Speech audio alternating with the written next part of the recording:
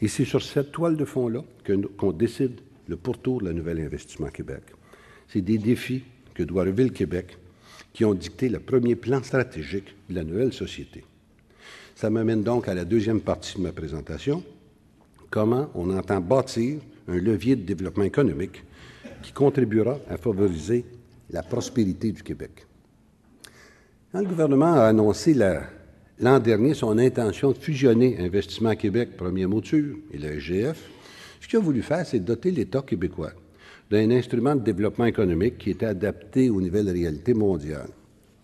Il a voulu se donner un bras financier capable de répondre aux besoins actuels des entreprises québécoises et des sociétés étrangères qui font affaire chez nous.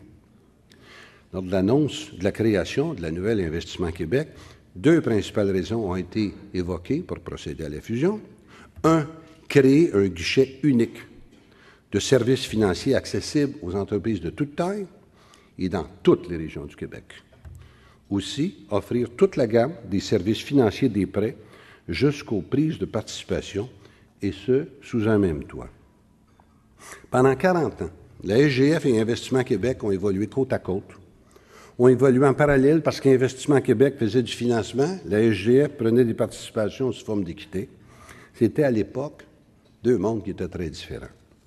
Aujourd'hui, les solutions de financement sont raffinées. Les murs qui existent entre un prêt et une prise de participation est disparu avec l'arrivée de produits hybrides comme des placements quasi-acquittés.